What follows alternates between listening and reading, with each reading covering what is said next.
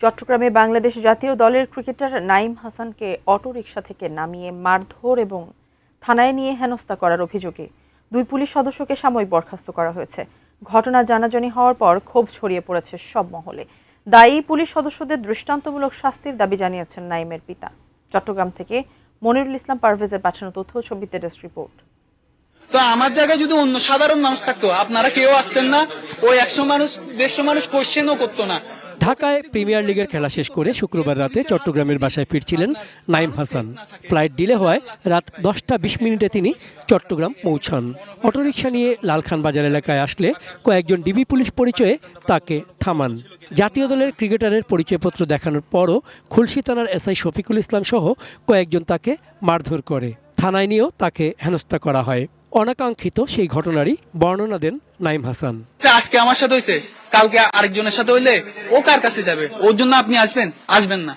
এতগুলো 100 জন মানুষ আসবে না, কেউ আসবে না। ওই মানুষগুলো ভুক্তভোগী হবে।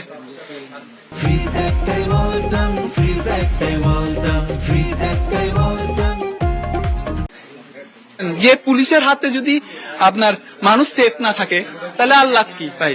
নাঈম হাসানের চাঁদগাঁওয়ের ফরিদারপাড়া এলাকার বাসায় যান সিএমপি কমিশনার হাসান মোহাম্মদ শওকত আলী। নাঈমের বাবার সাথে কথা বলে ঘটনার জন্য দুঃখ প্রকাশ করেন তিনি। যেটুকু অপরাধ থাকবে অবশ্যই এইটুকু আমরা সর্বোচ্চ অ্যাড্রেস করব। এটা ব্যাপারে কোনো ছাড় দেওয়া হবে না।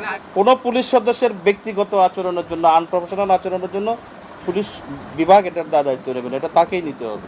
3 সদস্যের একটা কমিটিও করে দিয়েছি, পুরো বিষয়টা ইনকোয়ারিও করা হবে, প্লাস তাৎক্ষণিক যেটা ব্যবস্থা গ্রহণ করা দরকার আমরা করেছি। এই ঘটনায় খুলশী থানার এসআই শফিকুল ইসলাম ও কনস্টেবল রাসেলকে থানা থেকে প্রত্যাহার করা হয়েছে। আটক করা হয়েছে পুলিশের কথিত সোর্স সোহেলকেও। দায়ীদের বিচার দাবি করেছেন নাঈমের পিতা। এটা শুধু পুলিশকে নিয়ে আমি টানাটানি করলাম। পুলিশ বললো যে কামরুজ্জামান ইনফরমেশন দিচ্ছে, কামরুজ্জামানকেও জানতে হবে। কামরুজ্জামান একটা ক্রিকেট প্লেয়ারের এখানে স্বর্ণ আসতেছে, ও কোথা থেকে ইনফরমেশন পাইলো, এগুলো বের করতে হবে। ক্রিকেটার নাঈম হাসানকে লাঞ্ছনার ঘটনার নিরপেক্ষ তদন্ত এবং দোষী ব্যক্তিদের বিরুদ্ধে যথাযথ ব্যবস্থা নেওয়ার দাবি জানিয়েছে বিসিবি ও ক্রিকেটার সংগঠন কোয়াব। আমি পরিচয় দিয়েছি, আইডি কার্ড দেখাইছি, কোনো কিছুই হয় নাই ওর। চন্দন পাল, ডেস্ক রিপোর্ট, এটিএন নিউজ।